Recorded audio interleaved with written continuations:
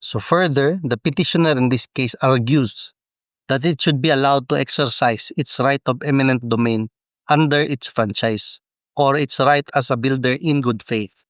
In claiming so, petitioner avers that when it installed the cables and lines underground, it was acting in good faith, believing that the land was underneath the public sidewalk. Moreover, transferring the cables and lines would cost millions of pesos and inconvenience for its subscribers. On the other hand, respondent contends that these arguments were raised only on appeal. The records show that these arguments were already raised by the petitioner in its answer and position paper, and were even addressed in the municipal trial court in city's decision. Thus, this court may proceed to resolve the substantive issues. On asserting its right as a builder in good faith, petitioner cited Article 448 of the Civil Code, which provides that the owner of the land on which anything has been built, sown, or planted in good faith shall have the right to appropriate as his own the works, sowing or planting, after payment of the indemnity provided for in Articles 546 and 548, or to oblige the one who built or planted to pay the price of the land, and the one who sowed the proper rent. However, the builder or planter cannot be obliged to buy the land if its value is considerably more than that of the building or trees. In such case, he shall pay reasonable rent. If the owner of the land does not choose to appropriate the building or trees after proper indemnity, the parties shall agree upon the terms of the lease, and in case of disagreement, the court shall fix the terms thereof. This provision refers to a land owned by two or more parties, one of whom has built some works, sown, or planted something. Under Article 526 of the Civil Code, the rule on good faith is used in determining whether a builder, sower, or planter acted in good faith. In the case of Mercado versus Court of Appeals, this court ruled that a person claiming to be a builder in good faith must be a possessor in the concept of an owner. Thus, to be deemed a builder in good faith, it is essential that the person assert title to the land on which he builds, that he be a possessor in the concept of an owner, and that he be unaware that there exists in his title or mode of acquisition any flaw which invalidates it. It is such a builder in good faith who is given the right to retain the thing, even as against the real owner, until he has been reimbursed in full, not only for the necessary expenses, but also for useful expenses. On the other hand, unlike the builder in good faith, a lessee who makes in good faith useful improvements which are suitable to the use for which the lease is intended, without altering the form or substance of the property leased, can only claim payment of 1/2 of the value of the improvements, or should the lessor refuse to reimburse the said amount, remove the improvements, even though the principal thing may suffer damage thereby.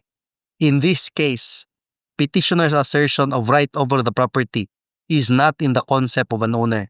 In contrast, petitioner claims that the property is owned either by the government or a certain Teofilo Pilapil when it installed the lines and cables.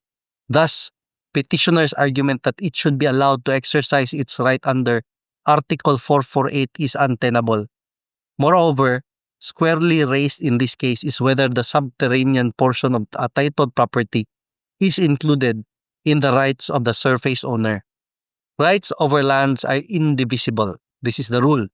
It is well settled that the owner of a parcel of land has rights not only to the land's surface, but also to everything underneath and the airspace above it up to a reasonable height. Article 437 of the Civil Code states, the owner of a parcel of land is the owner of its surface and of everything under it, and he can construct thereon any works or make any plantations and excavations which he may deem proper, without detriment to servitudes and subject to special laws and ordinances. He cannot complain of the reasonable requirements of aerial navigation. The principle is embodied in several rules pertaining to land rights. For instance, Article 438 of the Civil Code determines that hidden treasure underground belongs to the owner of the land, building, or property. Moreover, mining rights may be given to a mining applicant despite the surface being titled to another by government, subject only to compensation. In the case of National Power Corporation versus Ibrahim, registered landowners may even be ousted of possession and ownership of their properties in the event the latter are reclassified as mineral lands because real properties are characteristically indivisible. For the loss sustained by such owner, they are entitled to just compensation under the mining laws or in appropriate expropriation proceedings. In this case, the existence of petitioner's cables affected the right of the surface owner to make use of its right to possess. This can be considered a burden which may be removed by forcible entry or unlawful detainer actions. As to petitioner's assertion of its right of eminent domain, this court finds that this claim cannot be properly resolved in a complaint for forcible entry or unlawful detainer. Eminent domain or expropriation is the inherent right of the state to condemn private property to public use upon payment of just compensation. The power is exercised by the legislature and may be delegated to local governments, other public entities, and public utilities. In exercising the power of eminent domain, expropriation ba, the following requirements must concur. The expropriator must enter a private property. The entrance into private property must be for more than a momentary period. The entry into the property should be under warrant or color of legal authority. The property must be devoted to a public purpose or otherwise informally, appropriately, or injuriously affected. And the utilization of the property for public use must be in such a way as to oust the owner and deprive him of all beneficial enjoyment of the property. Expropriation may be judicially claimed only by filing a complaint for expropriation. Inverse expropriation is a claim for compensation by the deprived landowner as a complaint or as a counterclaim. It seeks to recover the value of property taken, even though there is no formal exercise of the power of eminent domain. Normally, it is the expropriator, the state, that files the complaint. Expropriation is a special civil action with a special bifurcated trial. In National Power Corporation versus Hoxton, the first is concerned with the determination of the authority of the plaintiff to exercise the power of eminent domain and the propriety of its exercise in the context of the facts involved in the suit. It ends with an order, if not of dismissal of the action, of condemnation, declaring that the plaintiff has a lawful right to take the property sought to be condemned for the public use or purpose described in the complaint, upon payment of just compensation to be determined as of the date of the filing of the complaint.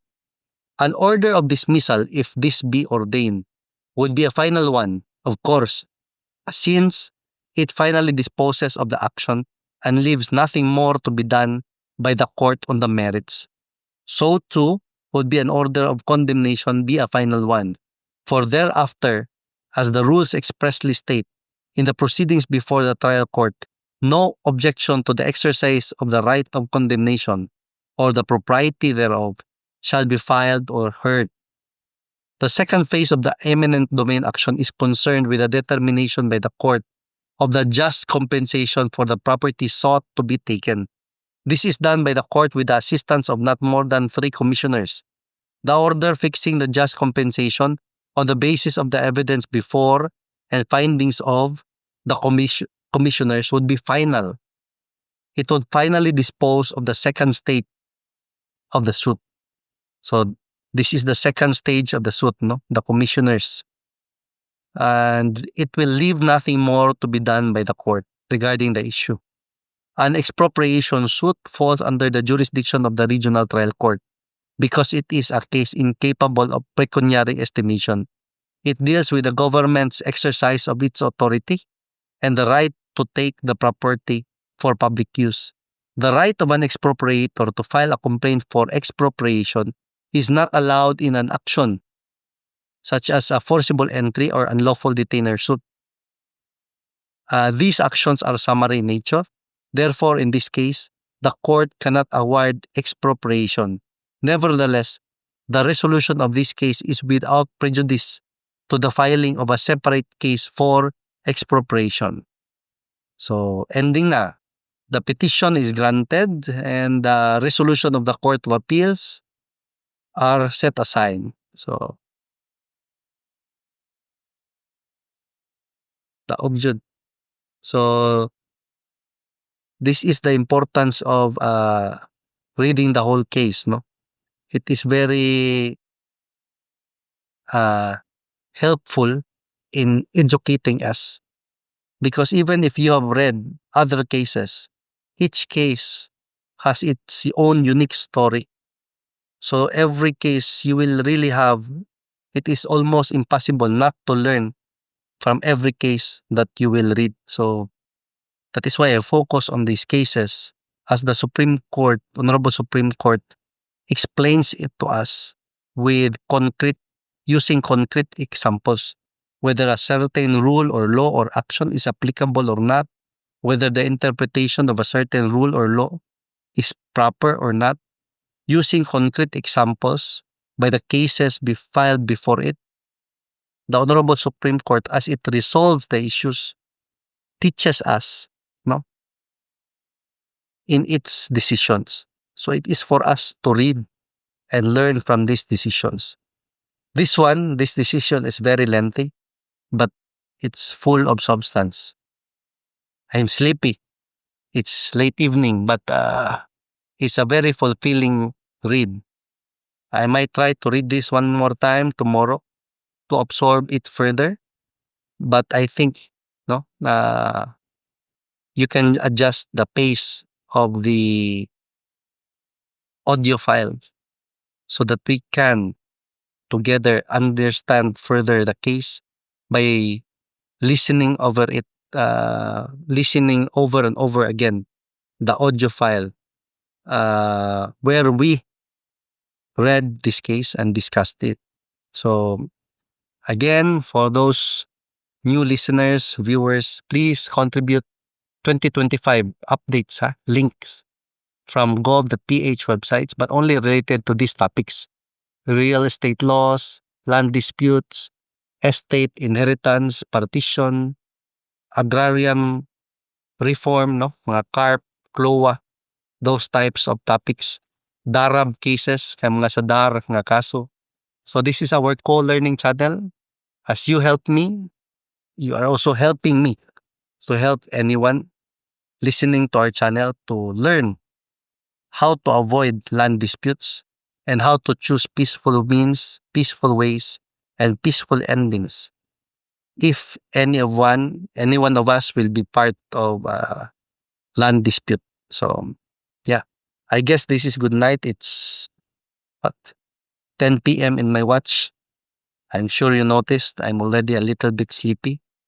I will have a good night's rest and have a great day, everyone.